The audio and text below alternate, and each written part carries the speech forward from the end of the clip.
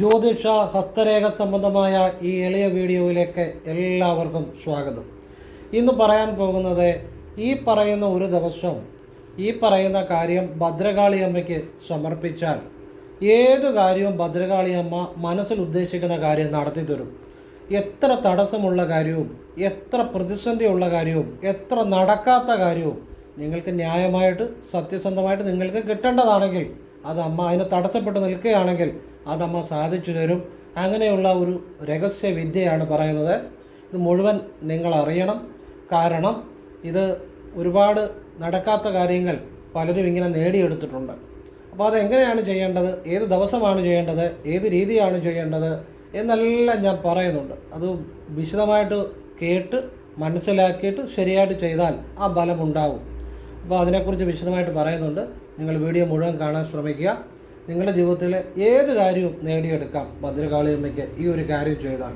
അപ്പോൾ ഈ ഒരു ദിവസത്തിന് പ്രത്യേകതയുണ്ട്, ആ സമയത്തിന് പ്രത്യേകതയുണ്ട്. അതെല്ലാം ഞാൻ പറഞ്ഞുതരാം.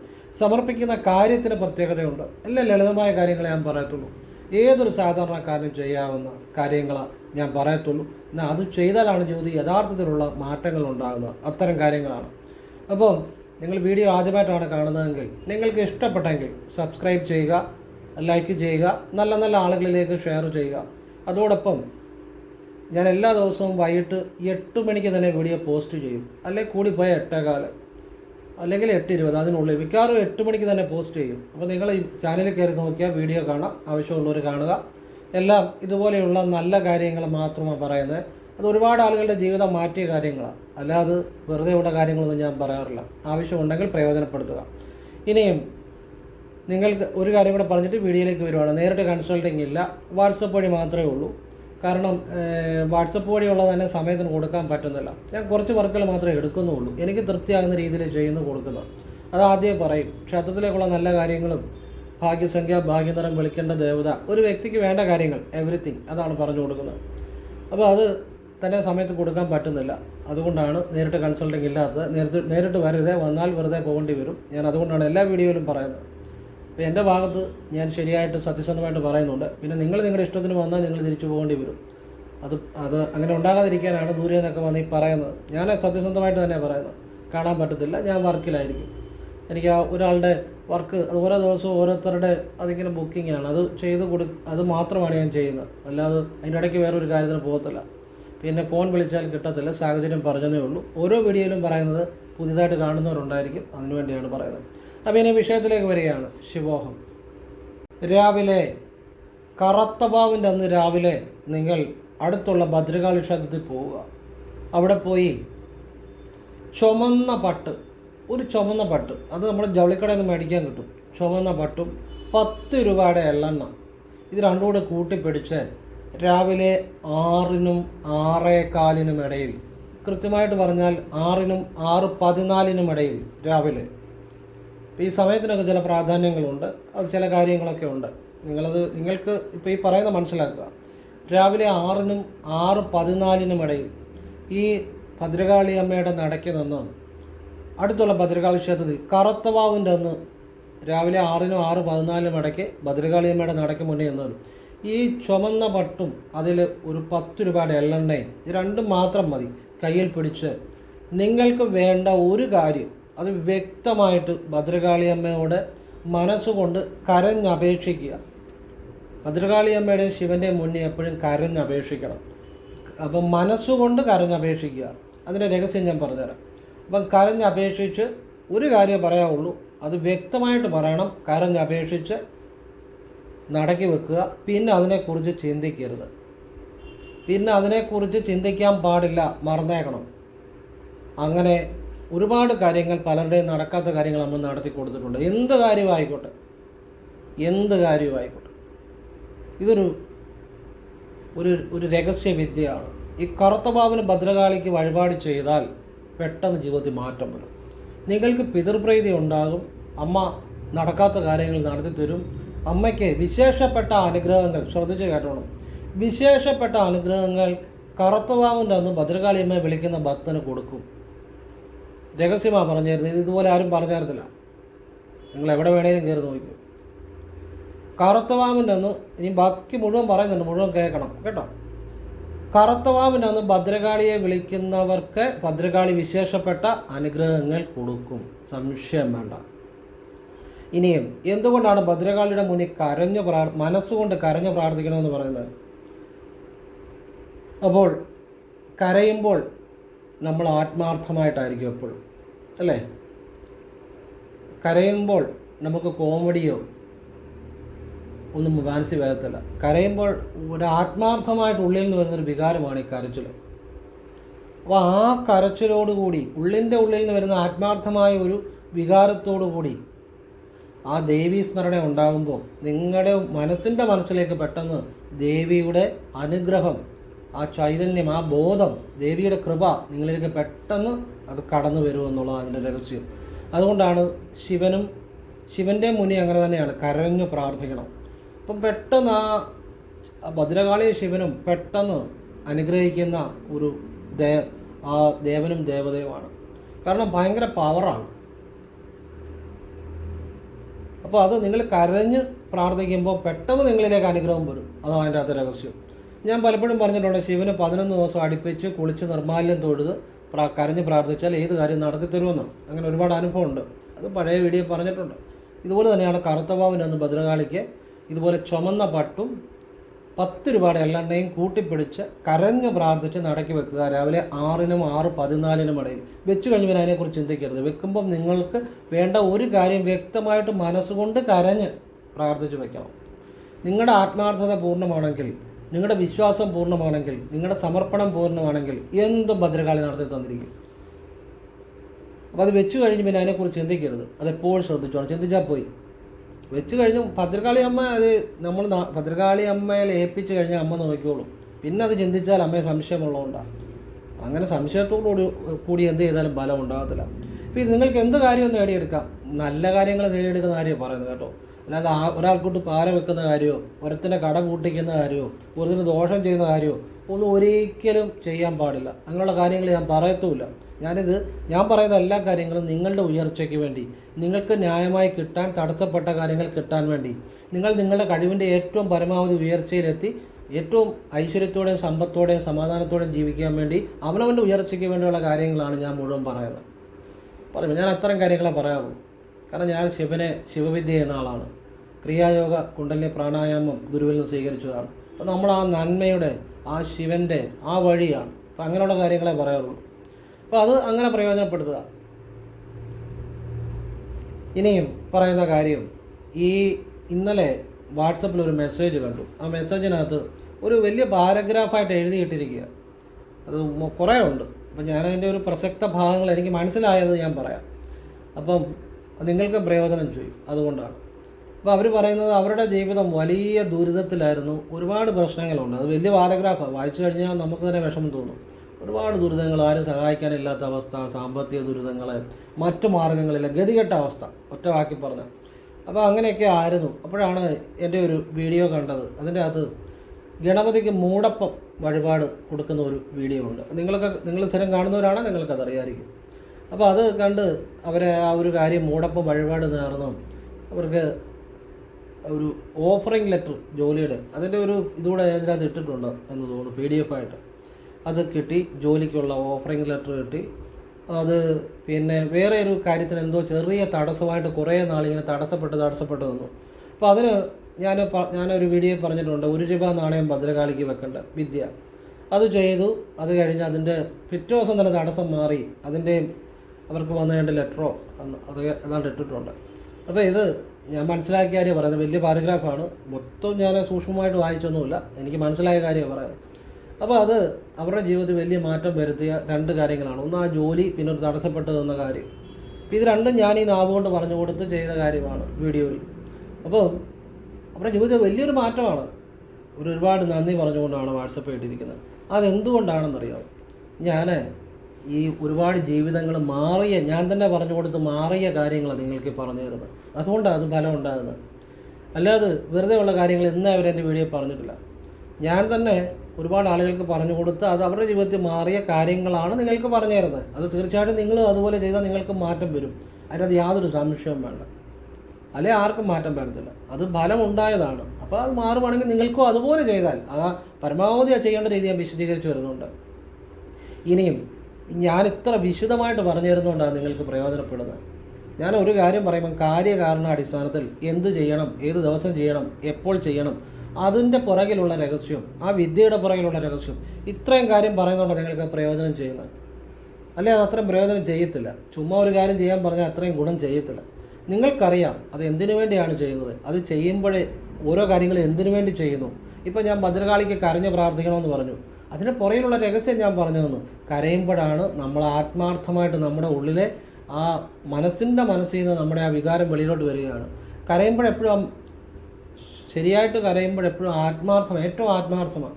അപ്പോൾ ആ ഒരു ആത്മാർത്ഥമായ ഒരു വികാരം തള്ളലിനോടൊപ്പം നമ്മുടെ ആ ദൈവീ ചിന്തയും കൂടെ വരുമ്പം നമ്മുടെ ഉള്ളിലേക്ക് ആ ഈശ്വരാംശം പെട്ടെന്ന് കടന്നു വരും.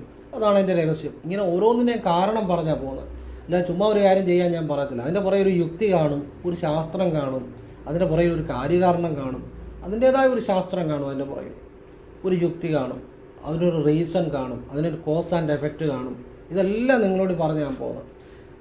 ഒരിക്കലൊരു MA സൈക്കോളജി പഠിക്കുന്ന ഒരു ആൾ എന്നോട് പറഞ്ഞ് അദ്ദേഹത്തിന് സ്റ്റാറ്റിസ്റ്റിക്സ് ഉണ്ട് പേപ്പർ. അപ്പോൾ ഈ സ്റ്റാറ്റിസ്റ്റിക്സ് പേപ്പർ വലിയ ടഫാണെന്ന് പറഞ്ഞു. അപ്പം ഞാൻ ശരിക്കും പറഞ്ഞാൽ എനിക്ക് വളരെ ഒരു ചിരിയാണ് തോന്നിയത്. കാരണം BComന് ഫസ്റ്റ് ഇയറിനാണെന്ന് തോന്നുന്നു സ്റ്റാറ്റിസ്റ്റിക്സിന് എനിക്ക് 100ൽ 91 മാർക്കുണ്ടായിരുന്നു. അപ്പോൾ ഞാൻ പറഞ്ഞു സ്റ്റാറ്റിസ്റ്റിക്സ് വളരെ എളുപ്പമാണ്, എനിക്ക് വളരെ സിമ്പിളായിരുന്നത്, എനിക്ക് ഭയങ്കര എളുപ്പമായിരുന്നു. 191 മാർക്ക് എനിക്കന്ന് ഉണ്ടായിരുന്നു. എനിക്കത് സത്യം പറഞ്ഞാൽ അതിൻ്റെ പാർട്ട് പലതും ഞാൻ അല്ലെങ്കിൽ ആ തിയറിറ്റിക്കലായിട്ടുള്ള ഭാഗങ്ങൾ തിയറി ഞാൻ പലപ്പോഴും പഠിക്കാറില്ല. എങ്കിൽ പോലും എനിക്ക് 191 ഉണ്ടായിരുന്നു. അപ്പോൾ പ്രോബ്ലം എല്ലാം ഫുള്ള് ചെയ്യും, ഒരു പ്രോബ്ലം പെടത്തില്ല. അപ്പോൾ അത് ഞാൻ പുള്ളിയോട് പറഞ്ഞപ്പം എനിക്ക് വളരെ സിമ്പിളായിരുന്നു. പുള്ളി എന്നോട് പറഞ്ഞു അത് നിങ്ങൾക്ക് ചിലപ്പം അതിനുള്ള കഴിവുണ്ടായിരിക്കും, അതുകൊണ്ടായിരിക്കും. ഞാൻ പറഞ്ഞു ഒരിക്കലും അല്ല. എന്നെ പഠിപ്പിച്ച അധ്യാപകൻ, എനിക്ക് കഴിവുണ്ടായിട്ടല്ല, എന്നെ പഠിപ്പിച്ച അധ്യാപകൻ, എന്നെ സ്റ്റാറ്റിസ്റ്റിക്സ് BComന് പഠിപ്പിച്ച അധ്യാപകൻ, ആ അധ്യാപകൻ എനിക്ക് അതുപോലെ പഠിപ്പിച്ചു തന്നുകൊണ്ടാണ് എനിക്ക് അതുപോലെ അത് പരീക്ഷയ്ക്ക് എഴുതാൻ പറ്റി. അതുകൊണ്ടാണ് എനിക്ക് 191 മാർക്ക് സ്കോർ ചെയ്യാൻ പറ്റും. എൻ്റെ കഴിവല്ല, എനിക്ക് പറഞ്ഞ് മനസ്സിലാക്കി തന്ന എൻ്റെ അധ്യാപകൻ്റെ കഴിവാണ്. അതുപോലെ 10th ക്ലാസ്സിൽ കണക്ക് സെക്കൻഡിന് 50ൽ 46 മാർക്ക് എനിക്കുണ്ടായിരുന്നു. അപ്പോൾ എന്നെ കണക്ക് സെക്കൻഡ് പഠിപ്പിച്ച അധ്യാപകൻ അതുപോലാണ് എനിക്ക് പറഞ്ഞു തന്നത്. അതായത് വൃത്തമായിക്കോട്ടെ, സ്തൂപമായിക്കോട്ടെ, അതിൻ്റെയൊക്കെ വിസ്തീർണം, ഇതൊക്കെ കാണുന്നത് എല്ലാ അധ്യാപകൻ എന്നെ അതുപോലെ പഠിപ്പിച്ചു തന്നുകൊണ്ടാണ് എനിക്ക് അത്രയും മാർക്ക് കിട്ടിയത്. 4 മാർക്കേ പോയുള്ളൂ 50. 4 മാർക്ക് എന്ന് പറഞ്ഞാൽ പാർട്ടിന് വേണ്ടി ഒരിക്കലും ഞാൻ സമയം കളയാറില്ല. ഈ 5 അര മാർക്കിൻ്റെ 10 ക്വസ്റ്റ്യൻ അതിനുവേണ്ടി ഒരിക്കലും ഞാൻ സമയം കളയാറില്ല. അതാണ് പാർട്ടെന്ന് ഉദ്ദേശിച്ചത്. 5 അര മാർക്കിൻ്റെ 10 ക്വസ്റ്റ്യൻ കാണുമല്ലോ ആദ്യം, അതിനുവേണ്ടി ഞാൻ പഠിക്കാറില്ല. എന്നെ സംബന്ധിച്ചിടത്തോളം അത് ഫുള്ള് മാർക്ക് കിട്ടിയ പോലെ തന്നെയാണ്. ഞാൻ പ്രോബ്ലം മാത്രമേ പഠിക്കാറുള്ളൂ, പഠിക്കാറെന്നല്ല ശ്രദ്ധിക്കാറുള്ളൂ, ചെയ്യാറുള്ളൂ. അപ്പം അത് എന്നെ കണക്ക് സെക്കൻഡ് പഠിപ്പിച്ചു തന്ന അധ്യാപകൻ്റെ കഴിവ്, എൻ്റെ കഴിവല്ല എന്ന് പറഞ്ഞ പോലെ. ഇപ്പം ഞാൻ ഈ പറയുന്ന കാര്യങ്ങൾ നിങ്ങൾക്ക് പ്രയോജനപ്പെടുന്നുണ്ടെങ്കിൽ ഞാനത് വിശദമായിട്ട് പറഞ്ഞു തരുന്നതുകൊണ്ടാണ്, നിങ്ങൾക്കത് ശരിക്കും അത് മനസ്സിലാകുന്നതുകൊണ്ടാണ്. അതുകൂടെ അതാണ് ഞാൻ ഓരോ കാര്യത്തിലും വിശദമായിട്ട് പറഞ്ഞു തരുന്നത്. എത്രയോ ജീവിതങ്ങൾ മാറ്റുന്ന കാര്യമാണ്, എത്രയോ ജീവിതങ്ങൾ ഉയർച്ച ഉണ്ടാക്കുന്ന കാര്യമാണ്. അപ്പോൾ ഇതെല്ലാം നിങ്ങൾക്ക് പ്രയോജനം ചെയ്യുന്ന കാര്യമാണ്. ഏതൊരു കാര്യം ശരിയായിട്ട് മനസ്സിലാക്കാൻ സാധിക്കുവാണെങ്കിൽ അത് നമ്മളുടെ കഴിവല്ല, നമുക്ക് പറഞ്ഞു തരുന്ന ആളുടെയും കൂടെ കഴിവാണ്, നമുക്കത് പ്രയോജനപ്പെടും. ഞാൻ BCom കഴിഞ്ഞപ്പോൾ തന്നെ +2 അക്കൗണ്ടൻസി ട്യൂഷൻ പഠിപ്പിക്കുമായിരുന്നു, ട്യൂട്ടോറിയൽ കോളേജിൽ. വെറുതെ ട്യൂഷൻ പഠിപ്പിക്കുകയല്ല, അവരൊക്കെ പാവങ്ങളാണ്. അവരുടെ ഫാദറൊക്കെ എനിക്കറിയാം, എൻ്റെ അടുക്ക ട്യൂഷന് വന്ന പിള്ളേരുടെയൊക്കെ അച്ഛന്മാരൊക്കെ വളരെ കഷ്ടപ്പെട്ട് ജീവിക്കുന്നവരാണ്. അപ്പോൾ അവർ വളരെ കഷ്ടപ്പെട്ട ഒരു ബുക്കിനാണ് ഫീസ് തരുന്നത്, അത് തരുന്നത് എനിക്കറിയാം. അപ്പോൾ അവർക്ക് ഒറ്റ നിബന്ധനയുള്ളൂ, പിള്ളേരെ ജയിപ്പിച്ചു കൊടുക്കണം അക്കൗണ്ടൻസി. അതൊരു ചെറിയ കാര്യമല്ല. നമ്മൾ അവരെ പഠിപ്പിച്ചിട്ട് അവർ തോറ്റു പോകുക എന്ന് പറഞ്ഞാൽ നമുക്കത് നമ്മുടെ കൂടെ ഒരു കഴിവുകേടാണ്, പഠിപ്പിക്കുന്ന ആളുടെ കഴിവുകേടാണ്. അപ്പം എന്നോട് ചോദിച്ചു നിങ്ങൾക്കത് ഏറ്റെടുത്ത് ചെയ്യാമോ എന്ന് ചോദിച്ചു, ട്യൂട്ടോറിയൽ കോളേജിലെ അധ്യാപകൻ. അപ്പോൾ ഞാൻ പറഞ്ഞു ഞാൻ അക്കൗണ്ടൻസി എടുത്തോളാം, ജയിപ്പിച്ചു കൊടുക്കാമെന്ന് പറഞ്ഞു. ഞാൻ ആ ചലഞ്ചിങ് ഏറ്റെടുത്തു. ഇന്നും അതുപോലെയാണ്. ഞാനൊരു കാര്യം പറഞ്ഞാൽ അത് എനിക്ക് പറയാൻ പറ്റുന്ന കാര്യങ്ങളെ, അതുപോലെ ഉറപ്പുള്ള കാര്യങ്ങളെ പറയത്തുള്ളൂ. 3 പേരെ ജയിപ്പിച്ചു കൊടുത്തു, ഒരാൾക്ക് സെക്കൻഡ് ക്ലാസ് ഉണ്ടായിരുന്നു. അപ്പോൾ അത് എന്തുകൊണ്ടാണെന്നറിയോ, എനിക്ക് BCom കഴിഞ്ഞ ഉടനെ അക്കൗണ്ടൻസി ട്യൂഷൻ പഠിപ്പിക്കാൻ പറ്റിയത് എൻ്റെ അധ്യാപകൻ എന്നെ പഠിപ്പിച്ചു തന്നത് അതുപോലാണ്. Debit what comes in, credit what goes out, debit the receiver, credit the giver, ഇതെല്ലാം ഇത്രയോ വർഷങ്ങൾ കഴിഞ്ഞിട്ട് എൻ്റെ മനസ്സിൽ നിൽക്കുന്ന എൻ്റെ അധ്യാപകൻ എന്നെ പഠിപ്പിച്ച അധ്യാപകൻ്റെ മഹത്വമാണ്, എൻ്റെ കഴിവല്ല എന്ന് പറഞ്ഞ പോലെ ഞാൻ നിങ്ങൾക്ക് പറഞ്ഞു തരുന്നത്, വളരെ വിശദമായിട്ട് പറഞ്ഞു തരുന്നത് നിങ്ങൾക്ക് പ്രയോജനം ഉണ്ടാകും, അതിനുവേണ്ടിയാണ്. അതുകൊണ്ട് ഒരു 10 അല്ല 15 അല്ല 20 മിനിറ്റ് ആണെങ്കിലും മുഴുവൻ കേൾക്കണം. അത് നിങ്ങളുടെ ജീവിതത്തിൽ മാറ്റം വരുത്തും. അതേ മാറ്റം വരുത്തത്തുള്ളൂ. ഒരു കാര്യം മനസ്സിലാക്കി ചെയ്യുന്നതുകൊണ്ട് ഗുണം ഉണ്ടാകത്തുള്ളൂ. ചുമ്മാ എന്നെങ്കിലും കേട്ട് ചുമ്മാ എന്നെങ്കിലും ചെയ്താൽ ഒരു ഫലം ഉണ്ടാകത്തില്ല. അത് എന്തിനു വേണ്ടി ചെയ്യുന്നു, എപ്പോൾ ചെയ്യണം, അതെന്തുകൊണ്ടാണ് എന്ന് മനസ്സിലാക്കി ചെയ്യുമ്പോഴാണ് അത് നിങ്ങൾക്കൊരു ഫലമായിട്ട് വരുന്നത്. അത് ഫലമാകും, നിങ്ങളുടെ ജീവിതം തലവരെ തിരുത്തും, സംശയം വേണ്ട. ഈ ശനിയാഴ്ച ദിവസം വൈകുന്നപാട് ശിവക്ഷേത്രത്തിൽ നെയ്വിളക്ക് തെളിയിച്ചാൽ പെട്ടെന്ന് സാമ്പത്തിക നില മാറും, നിങ്ങളുടെ ജീവിതത്തിൽ മാറ്റം വരും. പക്ഷേ നെയ്വിളക്ക് തെളിയിക്കുമ്പോൾ കരഞ്ഞ് പ്രാർത്ഥിച്ച് നെയ്വിളക്ക് തെളിയിക്കണം. തെളിയിച്ചു കഴിഞ്ഞ് പിന്നെ അതിനെക്കുറിച്ച് ചിന്തിക്കാൻ പാടില്ല. തെളിയിക്കുമ്പോൾ നിങ്ങളുടെ സാമ്പത്തിക കാര്യം കരഞ്ഞ് പ്രാർത്ഥിക്കണം.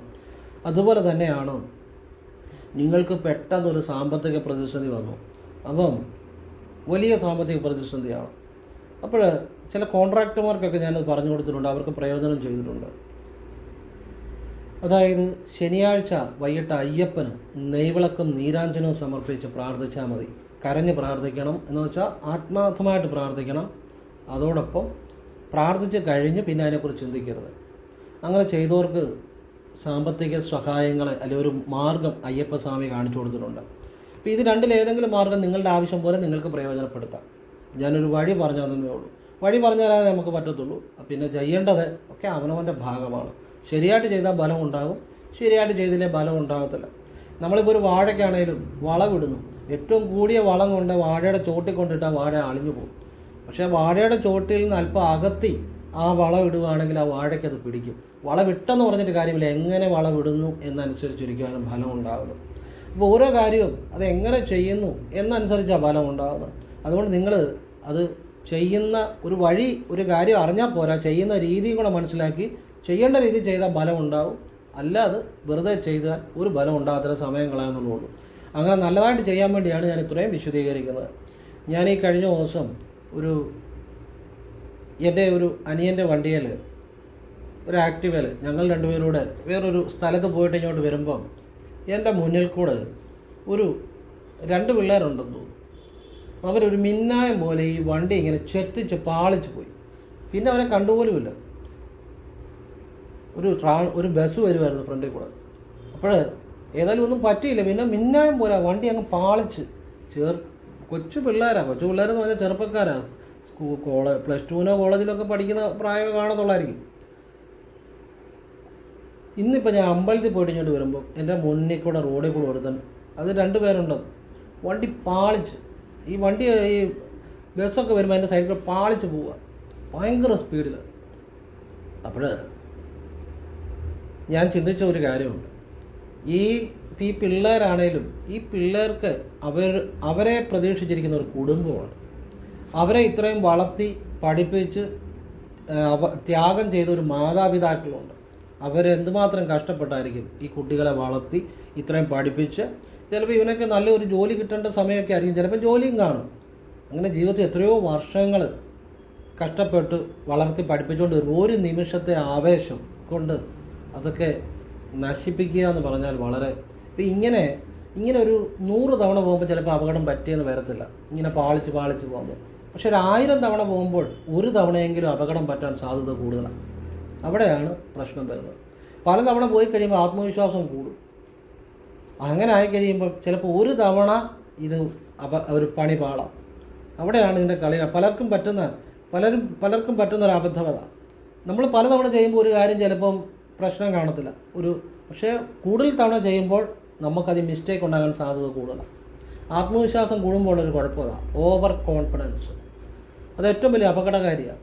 പിന്നെ ആവേശം, ഈ ആവേശമാണ് ഏറ്റവും വലിയ പ്രശ്നം. ഇപ്പോൾ ഒരു ജന്മം എന്ന് പറഞ്ഞാൽ അത് എത്ര കഷ്ടപ്പെട്ടിട്ട് കിട്ടുന്നതാണ്. ഒരു ജന്മം വെറുതെ ഒരു നിമിഷത്തെ അശ്രദ്ധ ആവേശം കൊണ്ട് കളഞ്ഞു ഒരു അപകടത്തിൽ ചെന്ന് ചാടി തീർക്കാനുള്ളതല്ല. അപ്പം ഇത്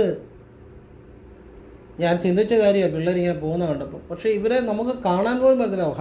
ഇവരെ മിന്നിമായുവാ, പെട്ടെന്ന് അങ്ങ് പോവുക. അപ്പം ഇത് ആവേശമാണ്. ഇത് ആവേശം കൊണ്ടാണ് ഇതെല്ലാം സംഭവിക്കുന്നത്. പക്വതയില്ലായ്മയാണ്. പക്ഷെ പക്വത ഉണ്ടാകുമ്പോഴത്തേനും ഇങ്ങനെ പോയി കഴിഞ്ഞാൽ എങ്ങനെയാകും എന്നുള്ളവരെ കണ്ടറിയണം. പക്വത ഉണ്ടാകാനുള്ള ഒരു സമയത്തിലേക്ക് ജീവിതം വരുന്നതിന് മുമ്പ് തന്നെ ചിലപ്പം ഏതെങ്കിലും അപകടങ്ങളിൽ പെടാം. അപ്പോൾ ഇതൊക്കെ ശരിക്കും ഈ കുട്ടികളെ വളർത്തുന്നതിലൊരു കുഴപ്പമുണ്ട് ഇതിൻ്റെ അകത്ത്. ഇവരെ ചെറുപ്പത്തിൽ ഇവരേത് മതത്തിൽ വിശ്വസിച്ചോട്ടെ, ഈശ്വരാധീനം, ദൈവാനുഗ്രഹം അങ്ങനെയുള്ള കാര്യങ്ങൾ പഠിപ്പിച്ച് കുറച്ചൊരു ഒതുക്കം വരും. ഒരു ഈശ്വരാധീനം അല്ലെങ്കിൽ ദൈവത്തിൽ ഒരു ഈശ്വരവിശ്വാസം ഉണ്ടായിക്കഴിയുമ്പം കുറച്ചൊരു ആവേശം കുറയും, കുറച്ചൊരു ഒതുക്കം വരും, കുറച്ചൊരു അഹങ്കാരം കുറയും, കുറച്ചൊരു ഓവർ കോൺഫിഡൻസ് കുറയും. ഈശ്വര ആ ഒരു ചിന്ത വരുമ്പോൾ അതൊക്കെ ചെറുപ്പത്തിലെ പിള്ളേരെ പഠിപ്പിക്കണം. പിള്ളേരെ അവനവൻ്റെ വിശ്വാസപ്രകാരമുള്ള ദേവാലയങ്ങളിൽ കൊണ്ടുപോകണം. നല്ല ധ്യാനം, ഈശ്വരീയമായ പ്രാർത്ഥനകൾ പഠിപ്പിക്കണം. അപ്പം അതിൻ്റെയൊക്കെ ഒരു കുഴപ്പം കൂടാണ്. കതിരെ കൊണ്ട് വളം വെച്ചിട്ട് കാര്യമില്ല. ഒരു ദിവസം ഇവനെ ഉപദേശിച്ചാൽ മാറത്തില്ല. ചെറുപ്പം മുതലേ ഇവൻ്റെ ഇഷ്ടത്തിന് ജീവിച്ച്, അല്ലെങ്കിൽ ഇവൻ്റെ കൂട്ടുകാരുടെ പോകുന്ന വഴിയെ പോയി, അല്ലെങ്കിൽ ആവേശങ്ങളുടെ പുറകെ പോയി, അങ്ങനെയൊക്കെ പോകുന്നതുകൊണ്ടാണ് ഈ പെട്ടെന്ന് പ്രശ്നം വരുന്നത്. ഈ ചെറുപ്പം മുതലേ ഒരു കുട്ടിയെ വളർത്തുന്നത് എങ്ങനെയാണെന്നുള്ളത് വളരെ പ്രാധാന്യമാണ്. അപ്പോൾ നല്ല രീതിയിൽ ഒരു ഈശ്വരവിശ്വാസത്തോടു കൂടി ഒക്കെ വളർത്തിക്കൊണ്ട് വന്നു കഴിഞ്ഞാൽ കുറച്ച് ഒരു ആവേശമൊക്കെ കുറഞ്ഞ് പക്വതയോടുകൂടി തീരുമാനം എടുക്കാൻ അവന് സാധിക്കും. ആർക്കാണെങ്കിലും അതൊരു പ്രധാന ഘടകമാണ്. ഇപ്പോൾ ഇന്നൊക്കെ നമ്മൾ കല്യാണത്തിന് പോയി കഴിഞ്ഞാൽ നമ്മൾ പലർക്കും ഡി ജെ സിസ്റ്റമാണ്. ഭയങ്കര ഈ സൗണ്ട് വെച്ചുള്ള, ഇടിപ്പ് വെച്ചുള്ള ഒരു സൗണ്ട് സിസ്റ്റം വെച്ചുള്ള ഒരു തുള്ളലും പാട്ടും ഒക്കെയാണ്. അത് നമുക്കത് നിസ്സാരമായിട്ട് തോന്നും, അല്ലെങ്കിൽ നമുക്ക് തോന്നും ഇത് പാശ്ചാത്യരുടെ അനുകരണമാണെന്ന് തോന്നും. പക്ഷെ പാശ്ചാത്യരൊക്കെ ഇപ്പോൾ മര്യാദയ്ക്കാണ് ജീവിക്കുന്നത്. അവർ ആത്മീയത അന്വേഷിക്കുകയാണ്, അവർ ധ്യാനം ചെയ്യുകയാണ്, അവർ ശരിക്കുമുള്ള ആ ഒരു സൈലൻസിലേക്ക് വരാനാണ് ശ്രമിക്കുന്നത്. പക്ഷേ ഇപ്പം നമ്മൾ അവരെ അനുകരിക്കുകയാണ് എന്നുള്ള ധാരണയിൽ നമ്മുടെ മനസ്സിനെ വളരെ ഒരു പ്രക്ഷുബ്ധമാക്കുന്ന, അല്ലെങ്കിൽ മനസ്സിനെ വളരെ പ്രകോപനം ഉണ്ടാക്കുന്ന കാര്യങ്ങളിലേക്കാണ് പോകുന്നത്. അപ്പോൾ DJ പോലെയുള്ള സൗണ്ട് ഈ സിസ്റ്റങ്ങൾ വെക്കുക, പല കല്യാണ പാർട്ടികളിലും ഇപ്പോൾ ഉണ്ട്, എന്നിട്ട് തുള്ളുക. അപ്പോൾ അത് വലിയൊരു കാര്യമായിട്ടാണ് ചെയ്യുന്നത്. പക്ഷേ അത് ചെയ്യുന്നവർക്ക് ചിലപ്പോൾ വലിയ കാര്യമായിരിക്കാം, അത് മോശമാണെന്നല്ല ഞാൻ പറയുന്നത്. പക്ഷേ ഇവിടെ സംഭവിക്കുന്നൊരു കാര്യമുണ്ട്. മനസ്സിനെ കൂടുതൽ ആവേശത്തിലേക്ക് വിടുന്ന കാര്യങ്ങളാണ് ഇതെല്ലാം. മനസ്സിനെ കൂടുതൽ ആവേശത്തിലേക്ക് വിട്ട് കഴിഞ്ഞാൽ ആ മനസ്സ് പുതിയ പുതിയ കാര്യങ്ങളുടെ പുറകെ പോകും. അതിലെല്ലാം ആ മനസ്സിന് ആവേശം കണ്ടെത്തിയാലേ മനസ്സിനൊരു സാറ്റിസ്ഫാക്ഷൻ കിട്ടത്തുള്ളൂ. അപ്പോഴാണ് ഈ വണ്ടി കൂടുതൽ സ്പീഡിൽ വിടുക, അങ്ങനെ ഒരു ക്രൈസ് ഉണ്ടാകുക, അങ്ങനെ പല സാഹസികതയും ചെയ്യുക. അങ്ങനെ മനസ്സിനെ ആവേശത്തിലേക്ക് വിട്ട് കഴിഞ്ഞാൽ അതൊരിക്കലും നല്ലതല്ല. അതുകൊണ്ടാണ് ധ്യാനം, യോഗ ഇങ്ങനെ മനസ്സിനെ സൈലൻസിലേക്ക് വിടുന്നതാണ് മനസ്സിൻ്റെ ശക്തി. ഞാൻ പറയുന്ന ഒരു കാര്യം പറയുമ്പോൾ നിങ്ങൾക്കത് മനസ്സിലാവും. അതായത് ചില ആളുകളുണ്ട്, അവർ ചില കാര്യങ്ങൾ പറയുമ്പം ശബ്ദം താഴ്ത്തി ഞാനത് ചെയ്തോളാം എന്ന് പറഞ്ഞാൽ അത് ഉള്ളിൽ നിന്ന് വരുന്ന ഉറച്ച ഒരു വാക്കാണ്. അവർക്കത് ചെയ്യാനുള്ള കഴിവാണ്. വലിയ അലറിക്കൂവി പറയുന്നവനൊന്നും ഒരു കാര്യം ഭംഗിയായിട്ട് ചെയ്തു തീർക്കാനുള്ള മെൻ്റൽ പവർ പലപ്പോഴും കാണത്തില്ല. ചിലർ താഴ്ന്ന ശബ്ദത്തിലാണ് പറയുന്നത് ഞാനത് ചെയ്തോളാം. അത് ഉള്ളിൽ നിന്ന് വരുന്ന ഉറച്ച ഒരു തീരുമാനമാണ്. അവരത് ചെയ്യും, നല്ല വെടിപ്പായിട്ട് ചെയ്യും. പക്ഷേ ആവേശം അലറിക്കൂവി വലിയ ആവേശത്തോടെ സംസാരിക്കുന്നവൻ മിക്കവാറും കാര്യത്തോടെ എടുക്കുമ്പോൾ അവനെ ഒന്നിനും കൊള്ളത്തില്ലായിരിക്കും. അപ്പം മനസ്സിൻ്റെ ശക്തി എന്ന് പറഞ്ഞാൽ സൈലൻസിലാണ് ഇരിക്കുന്നത്, അല്ല ആവേശത്തിലല്ല. അപ്പം ഇത് ഞാനൊരു ഉദാഹരണം പറഞ്ഞതേ ഉള്ളൂ. ഇതെല്ലാം അവനവൻ്റെ ഇഷ്ടപ്രകാരം ചെയ്യാൻ എല്ലാവർക്കും സ്വാതന്ത്ര്യമുണ്ട്. ഒന്നും മോശമോ ഗുണമോ എന്നല്ല ഞാൻ പറഞ്ഞത്, ഒരു മോശമായ കാര്യങ്ങളൊന്നുമല്ല. എല്ലാം നമ്മൾ മനസ്സിലാക്കുക, നമുക്ക് വേണ്ട തിരഞ്ഞെടുക്കുക. അതുപോലെ തന്നെ നമ്മൾ എപ്പോഴും മനസ്സിനെ ആവേശം കൊള്ളിക്കാനാണ് പിള്ളേർക്കെല്ലാം താല്പര്യം. അപ്പോൾ ആവേശം കൊള്ളുന്ന മനസ്സ് എവിടെയെങ്കിലും പോയി ചാടും, പുതിയ പുതിയ ആവേശങ്ങൾ അന്വേഷിച്ച്. അതുകൊണ്ടാണല്ലോ ഇന്നിപ്പോൾ എപ്പം പത്രം എടുത്താലും കാണാം കടലിൽ പോയി ചാടി ഓരോരുത്തർ മരണപ്പെട്ട വാർത്തകൾ. ഇതൊക്കെ ആവേശത്തിന് പുറകെ പോകുന്നതാണ്. കാരണം മര്യാദയ്ക്ക് കടലിൽ പോയി അല്ലെങ്കിൽ ഇറങ്ങിയാലൊന്നും കുഴപ്പം വരണമെന്നില്ല. ഇത് ആവേശത്തിന് കൂടുതൽ പുതിയതായിട്ട് കാര്യങ്ങൾ ചെയ്യാനുള്ള ഒരു ആവേശത്തിൽ പുതിയ പുതിയ സാഹസികതകൾ ചെയ്യുമ്പോഴാണ് ഒരു അപകടങ്ങൾ ഉണ്ടാകുന്നത്. അപ്പം മനസ്സിനെ ശാന്തമാക്കുക. ആ ശാന്തമായ മനസ്സിനാണ് ഏറ്റവും വലിയ ശക്തി. ആ സൈലൻസിലാണ് എല്ലാം ഇരിക്കുന്നത്. ആ ശാന്തമായ ഉറച്ച മനസ്സുകൊണ്ട് എടുക്കുന്ന തീരുമാനങ്ങളും ഉറച്ച മനസ്സുകൊണ്ട് പറയുന്ന കാര്യങ്ങളുമാണ് നമുക്ക് പ്രാവർത്തികമാക്കാൻ പറ്റുന്നത്. അങ്ങനെയുള്ളവരാണ് ശരിക്കും ശക്തന്മാർ. അല്ലെ ആവേശമോ മനസ്സിനെ തുള്ളാൻ വിടുകയോ അല്ലെ മനസ്സിനെ താളത്തിനൊത്ത് തുള്ളിക്കുകയോ ചെയ്യുന്നാൽ അത് മനസ്സിൻ്റെ ഒരു നിയന്ത്രണം വിട്ട പോക്കാണ്. അത് പല ആപത്തുകളിലും പല ആവേശങ്ങളിലും ചെന്ന് ചാടിക്കും. അപ്പോൾ ഇത് ഞാൻ പറഞ്ഞത് തെറ്റാണെന്ന് തോന്നുന്നുണ്ടെങ്കിൽ നിങ്ങൾ ഇഷ്ടം പോലെ ചെയ്യാം. ശരിയാണെന്നുള്ളവർക്ക് സ്വീകരിക്കാം. അത് അവനവൻ്റെ ഇഷ്ടം. ഇത് ഞാൻ എൻ്റെ അഭിപ്രായവും എൻ്റെ കാഴ്ചപ്പാടും എൻ്റെ നിരീക്ഷണം മാത്രമാണ് പറഞ്ഞത്. അപ്പോൾ അത് ശരിയെന്ന് തോന്നി നിങ്ങൾക്ക് സ്വീകരിക്കുക, അല്ലെങ്കിൽ നിങ്ങൾക്ക് തള്ളിക്കളയാം. അത് നിങ്ങളുടെ ഇഷ്ടം, നിങ്ങൾക്ക് അതിനുള്ള സ്വാതന്ത്ര്യമുണ്ട്. ഞാൻ എൻ്റെ ഒരു അഭിപ്രായം പറഞ്ഞതേ ഉള്ളൂ. കാരണം ഈ പിള്ളേരൊക്കെ ഇങ്ങനെ പോകുന്ന കണ്ടപ്പം എത്രയോ വർഷങ്ങൾ നല്ല ജോലിയൊക്കെ കിട്ടി നല്ല കുടുംബമായിട്ട് ജീവിക്കേണ്ടവരാണ്. ഒരു നിമിഷത്തെ ആവേശം കൊണ്ട് ജീവിതം നശിപ്പിക്കരുത്, അങ്ങനെ ഒരു പ്രാർത്ഥനയോടുകൂടി പറഞ്ഞതാണ്. അപ്പോൾ ഈ ആവേശം ഒരു നിമിഷം കൊണ്ട് ഉണ്ടാകുന്നതല്ല, ഇവൻ ജനിച്ചപ്പോൾ തൊണ്ടുണ്ടാകുന്ന ഇവൻ കണ്ട കാര്യങ്ങൾ, ഇവൻ കേട്ട കാര്യങ്ങളൊക്കെ ഇതിൻ്റെ ഭാഗമാണ്. അല്ല ഒരു നിമിഷത്തെ ആവേശമല്ല അത്. അവിടെയാണ് അതിൻ്റെ കളി കിടക്കുന്നത്. അത് പറഞ്ഞ് മനസ്സിലാക്കി എന്നുള്ള ആവശ്യമുണ്ട്, നിങ്ങൾക്ക് സ്വീകരിക്കുക, അല്ല തള്ളിക്കളയാം. ഇനിയും ഒരു കാര്യം കൂടെ പറഞ്ഞിട്ട് നിർത്തുകയാണ്.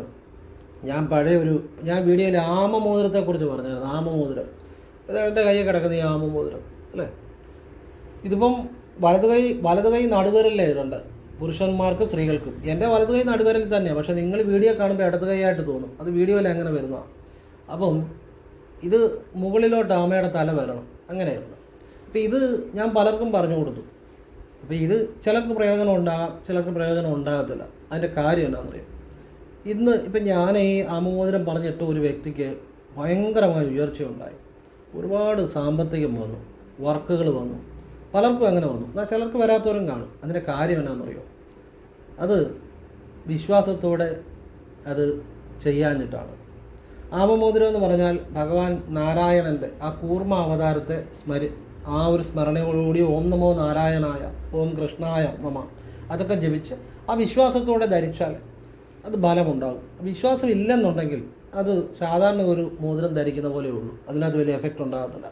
അപ്പോൾ അത് ശരിയായിട്ട് അങ്ങനെ ഭഗവാന്റെ സ്മരണയോടുകൂടി അത് ശരിയായിട്ട് ചെയ്ത ഈ കഴിഞ്ഞ ദിവസം ഒരു വ്യക്തിക്ക് ആ വ്യക്തിയെ കണ്ടപ്പം ഒരുപാട് വർക്ക് പുള്ളിക്ക് വന്നു, സാമ്പത്തികമായി ഒരുപാട് വലിയ ചേഞ്ച് വന്നു. വലിയ ചേഞ്ച് എന്ന് പറഞ്ഞാൽ വലിയ ചേഞ്ചാണ്. അതുകൊണ്ടാണ് ഞാനത് പറഞ്ഞേക്കാമെന്ന് വിചാരിച്ചത്. അപ്പോൾ അതങ്ങനെ ഒരുപാട് ആളുകൾക്ക് ഫലം ഉണ്ടായിട്ടുണ്ട്. അപ്പോൾ നിങ്ങൾക്ക് അതൊക്കെ ഗുണമുണ്ടാകണമെന്നുണ്ടെങ്കിൽ നിങ്ങളത് എന്തിനു വേണ്ടിയാണ് ചെയ്യുന്നത്, എങ്ങനെയാണ് ചെയ്യുന്നത്, അതുകൊണ്ട് എന്താണ് ഉദ്ദേശിക്കുന്നത്, ഇതൊക്കെ മനസ്സിലാക്കി ചെയ്യുമ്പോഴാണ് ബലം ഉണ്ടാകുന്നത്. ചുമ്മാ മേടിച്ചിട്ട് നല്ല വെള്ളിയായിരിക്കണം, നിങ്ങളെക്കൊണ്ട് പറ്റുന്ന രീതിയിൽ സാമ്പത്തികമുള്ള മേടിച്ചാൽ മതി. അത് ഓം നമോ നാരായണായേയും ഓം കൃഷ്ണായ നമയും ജപിച്ചുകൊണ്ട് വേണം വിടാൻ. പിന്നെ ഭഗവാന്റെ ഇത് എപ്പോഴും മനസ്സിലാക്കേണ്ടത് കൂർമാവതാരത്തെ ഉദ്ദേശിക്കുന്നത് ഭഗവാൻ നാരായണൻ്റെ മഹത്തായ ശക്തിയാണ്. അതായത് ഭഗവാൻ നാരായണൻ കൂർമാവതാരം എടുത്താണ് ഈ പാലാടി കടഞ്ഞപ്പം ഈ ആ ഒരു ഭഗവാന്റെ മഹത്തായ, അത് ഭഗവാന് മാത്രം സാധിക്കുന്ന ഒരു കാര്യമായിരുന്നു.